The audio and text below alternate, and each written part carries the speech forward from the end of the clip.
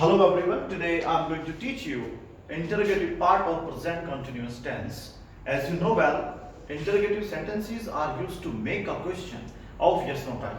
If we use any helping verb in the start of any sentence, it becomes a question of yes no type. Let's start with the first example. क्या तुम कुछ सोच रहे हो?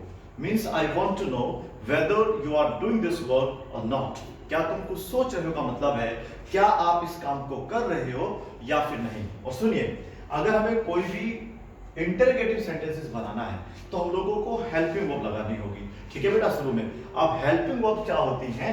Total helping verbs होती हैं 24। कितनी होती है बेटा? There are 24 helping verbs in English grammar. Most example हमने आपको बता रखे हैं, इज़मार, वॉजवर्ड, डूडर्स, हेजल। तो यहाँ पर हम लोग जो है इज़मार का प्रयोग कर रहे हैं। तो यहाँ पर आपको शुरू में स्ट्रक्चर में स्टार्ट करना होगा इज़मार से। Okay, then subject, ing in the verb plus object and a full stop to complete the sentence. क्या तुम कुछ सोच रहे हो? यदि आप वाक्य बनाते हैं आर यू थिंकिंग समथिंग, देखिएगा आर यू थिंकिंग समथिंग वो गलत हो जाएगा, क्योंकि सुन लीजिएगा ध्यान से। अगर आपको पता होगा वैसे कुछ की अंग्रेजी जो है ना बेटा, देखिए मैं यहां पे लिख देता हूं कुछ। कुछ की अंग्रेजी जो होती है, एक तो आपने पढ़ा होगा समथिंग, है ना बेटा, और एक मीनिंग अभी मैं आपको बता रहा हूं होती है एनीथिंग। अब आप ध्यान से सुन लीजिएगा, यदि हम लोग अफर्मेटिव वाक्य बना रहे होते हैं तो हमें समथिंग का प्रयोग करना होता है। यदि हम लोग नेगेटिव या फिर इंटरोगेटिव, सुन लीजिएगा, नेगेटिव या फिर इंटरोगेटिव, मतलब जो आज हम लोग पढ़ रहे हैं वो इंटरोगेटिव का है, तो यहां पर कुछ की अंग्रेजी क्या लगाएंगे? एनीथिंग लगाएंगे। ठीक है बेटा, आप इस वाक्य को ऐसे नहीं बनाएंगे आर यू थिंकिंग समथिंग, वो गलत हो जाएगा। याद रखना है अफर्मेटिव वाक्य होगा तो आप समथिंग लगाएंगे, अन्यथा आप लोगों को एनीथिंग लगाना है। तो क्या तुम, हम लोगों ने लगाया आर यू। आर यू का मतलब हो गया क्या तुम। जैसा कि हम आपको फिर बता देते हैं, आपको शुरुआत करनी है किसी भी हेल्पिंग वर्ब से तो वो क्वेश्चन बन जाता है यस नो टाइप। तो यहां पर हो गया आर यू थिंकिंग, कार्य क्या कर रहे हैं? Thinking. Are you thinking something नहीं लगाना है, एनीथिंग लगाना है। एक नॉलेज तो आज आपको ये मिल जाएगी। ठीक है बेटा, चलिए आगे देखते हैं। क्या तुम कुछ कह रहे हो? क्या तुम कुछ पूछ रहे हो? क्या तुम मुझे कुछ बता रहे हो? कुछ की अंग्रेजी आपको ध्यान रखना है, इंटरोगेटिव सेंटेंसेस में एनीथिंग लगानी है। तो यहां पर आएगा आर यू, जो कि आप खुद लगा लेंगे। यहां पर आएगा saying anything, are you saying anything. और बड़े ही आराम से आप क्वेश्चन बना सकते हैं, आर यू गोइंग एनीवेयर? क्या तुम कहीं जा रहे हो? आप ऐसे नहीं बोलेंगे आर यू गोइंग समवेयर। कहीं की अंग्रेजी भैया आप यहां से लिख लीजिएगा, यहां पर स्पेस है, एक होता है कहीं। कहीं की अंग्रेजी क्या होती है बेटा? समवेयर। जैसे बोलता है, हम लोग बोलते हैं आई एम गोइंग समवेयर, मैं कहीं जा रहा हूं। ठीक है बेटा, और एक मीनिंग यहां पर आएगी एनीवेयर।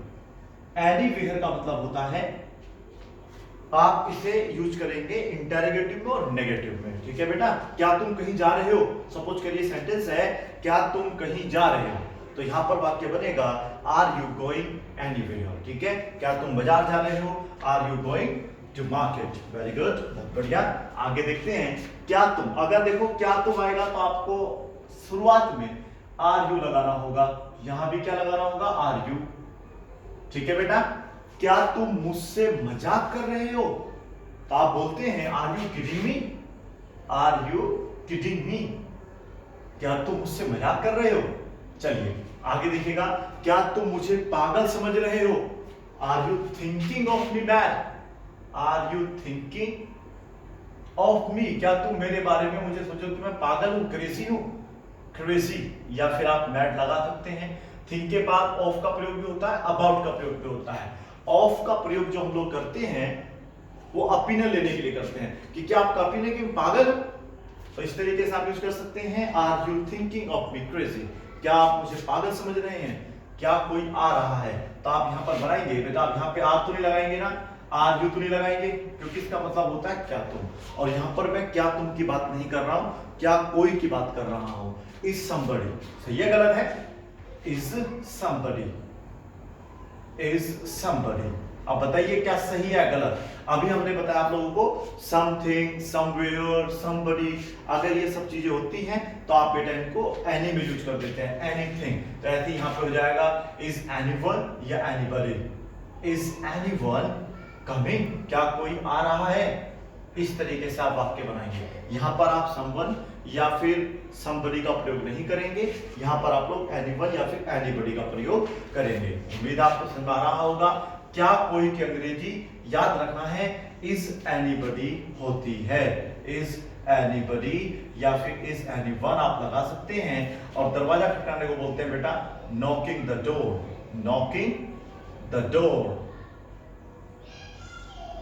मैंने कहा क्या कोई मुझे गाली दे रहा है, इज एनीबडी अब्यूजिंग मी, क्या मुझे कोई बुला रहा है, इज एनीबडी कॉलिंग मी। आप एनीवन का प्रयोग भी कर सकते हैं। Very good. क्या तुम्हें कोई परेशान कर रहा है, देखिए यहां पर यू भी आ सकता है और एनीबडी भी आ सकता है। अब आप देखिए परेशान करना, परेशान कौन कर रहा है, क्या आप परेशान कर रहे हैं किसी को, नहीं। आपसे क्वेश्चन पूछा गया क्या तुम्हें कोई परेशान कर रहा है, परेशान आप किसी को नहीं कर रहे हैं, आपको कोई परेशान कर रहा है, तो ये तो ऑब्जेक्ट हो जाएगा, सब्जेक्ट इसमें होगा कोई। तो यहां पर भी इज एनी वन आप लगाएंगे, डिस्टर्बिंग यू, डिस्टर्बिंग यू। ठीक है बेटा, इस तरीके से आप वाक्य बना सकते हैं। ये आर है यहां पे, डिस्टर्बिंग यू। आगे देखते हैं, क्या वह झूठ बोल रहा है। अब देखो ऐसे बहुत सारे वाक्य बना सकते हैं। शुरुआत जो आपको करनी है वो करनी है सिंपल सेंटेंसेस से, और सिंपल सेंटेंसेस हम बना रहे हैं आर यू से। ठीक है बेटा, आप शुरुआत कर सकते हैं आर यू प्लस एनी, वो विद आईएनजी का मतलब हो जाएगा क्या ये कार्य आप अभी कर रहे हैं। मैंने कहा are you going to mall, क्या तुम मॉल जा रहे हो, तो आप बोलेंगे नो आई एम नॉट, नहीं मैं नहीं जा रहा हूं। यदि आप जा रहे होते हैं यस आई एम, तो ये भी ध्यान रखना है। अगर आपको आंसर देना है तो दो तरीके होंगे, यस आई एम, हाँ मैं जा रहा हूं, हाँ मैं काम कर रहा हूं, no I am not, no I am not. देखिएगा एक सेंटेंस हमने बनाया, are you learning English, are you learning English, क्या तुम अंग्रेजी सीख रहे हो, तो क्या बोलेंगे आप, यस आई एम। और अगर नहीं सीख रहे हैं, नो आई एम नॉट। हमने क्वेश्चन पूछा आर यू ड्राइविंग, क्या तुम ड्राइविंग कर रहे हो, तो क्वेश्चन का आंसर आ सकता है यस आई एम, हाँ मैं कर रहा हूं, नो आई एम नॉट, नहीं मैं नहीं कर रहा हूं। ये ध्यान रखना है। उसी प्रकार से आप लोगों को, इन्हें आप नोट कर लीजिएगा प्लीज। आर यू का प्रयोग करके हम यू से क्वेश्चन करते हैं।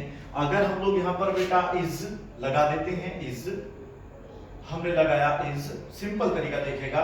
और फिर आप यहाँ पर कोई भी सिंगुलर सब्जेक्ट जैसे कि ही आ सकता है, सी आ सकता है, यहाँ पर आप एनीबडी हम यूज कर ही चुके हैं, एवरीबडी भी आ सकता था, और यहाँ पर हम चाहे तो माय फादर भी लगा सकते हैं, माय फादर। और वैसे क्वेश्चन करते हुए हम यूज करेंगे योर फादर का। ठीक है बेटा, सेंटेंस देखिएगा, क्या वह झूठ बोल रहा है, इज ही, इज ही, हम इसे ऐसे नहीं बनाएंगे he is telling a lie, he is telling a lie एक स्टेटमेंट बन जाएगा। यदि आप सब्जेक्ट के बाद हेल्पिंग वर्ब लगाते हैं तो वो स्टेटमेंट बनाता है, यदि आप हेल्पिंग वर्ब को शुरू में लगा देते हैं तो वो आपका क्वेश्चन बनाता है इंटरोगेटिव में, और इंटरोगेटिव का मतलब होता है क्वेश्चन का आंसर होगा यस और नो में। मैंने कहा इज ही टेलिंग अ लाई, क्या वह झूठ बोल रहा है, तो आप आंसर दे सकते हैं नो ही इज नॉट, नहीं वह झूठ नहीं बोल रहा है। उसका मतलब होगा क्या वह तुम्हारा इंतजार कर रही है, क्या तुम्हारे पापा तुम्हारा इंतजार कर रहे हैं, तो यहां पर आपको फिर से वो इज ही या सी लगा देना है, is she waiting for you. ये याद रखना है आप लोगों को, फिर सुन लीजिएगा, वेट के बाद हमेशा फॉर आता है, for you, is she waiting for you, क्या वह तुम्हारा इंतजार कर रही है। तो यहां पर आपको क्या करना है, वर्ब में आईएनजी लगा देनी है। मैंने कहा इज ही कुकिंग, क्या वह खाना बना रहा है, मैंने कहा इज सी ड्रिंकिंग, क्या वह शराब पी रही है, इज योर फादर ड्रिंकिंग, क्या तुम्हारे पापा शराब पी रहे हैं, स्मोकिंग कर रहे हैं। इस तरीके से आप वाक्य बना सकते हैं। क्या वे तुम्हारा मजाक उड़ा रहे हैं। अब वे जो होता है किस कैटेगरी में आता है, ये आता है बेटा आप लोगों का प्लूरल सब्जेक्ट में, और प्लूरल सब्जेक्ट के साथ हम लगाते हैं आर, तो यहां पर बन जाएगा are they making fun of you. Make fun of मतलब होता है मजाक उड़ाना, मजाक करना, मेक फन ऑफ, हमने किसका मजाक उड़ाना है? आपका। तो यहाँ पर आ जाएगा यू, अगर मैं मी लगा दूंगा तो मेरा हो जाएगा। देखिएगा, are you making fun of me, क्या आप मेरा मजाक उड़ा रही हैं? मजाक उड़ाने को मॉक भी बोल लेते हैं, MOCK मॉक। हमने एक सेंटेंस बना दिया यहाँ पे, आर यू मोकिंग मी, क्या तुम मेरा मजाक उड़ा रहे हो? No I am not. Answer आ सकता है, क्या आजकल तुम्हारे पापा ऑफिस जा रहे हैं? तो इस तरीके से आप आके देखो, आजकल कोई करता नहीं है कि वो ऑफिस जाएगा, आजकल कोई ऑफिस पढ़ा जाता है। तो ये आप बात करिएगा, पापा की बात कर रहे हैं अपने। तो तुम्हारे पापा, इज योर फादर, क्या है बेटा? Is your father going to office, going to office. तो यहां पर आपको बस एक बात समझ में रखना है कि यदि कुछ आता है तो फिर आप लोगों को एनीथिंग लगाना है, समथिंग नहीं लगाना है। अगर कोई आता है तो समवन नहीं लगाना है, एनीवन लगाना है। और अगर कहीं आ जाता है, कहीं जा रहे हो, तो वहां पर आप लोगों को एनीवेयर लगाना है, समवेयर नहीं लगाना है। मींस सम का प्रयोग नहीं होता है इंटरोगेटिव सेंटेंस में, सम के स्थान पर एनी का प्रयोग करना है। इसी के साथ आप लोग समझ सकते हैं। आगे देखिएगा, आपने बोला इज इट रेनिंग आउटसाइड, इसका मतलब हुआ क्या बाहर बारिश पड़ रही है। ठीक है बेटा, इस तरीके से आप बहुत सारे वाक्य बना सकते हैं। And you can improve your English grammar with making many sentences according to this structure.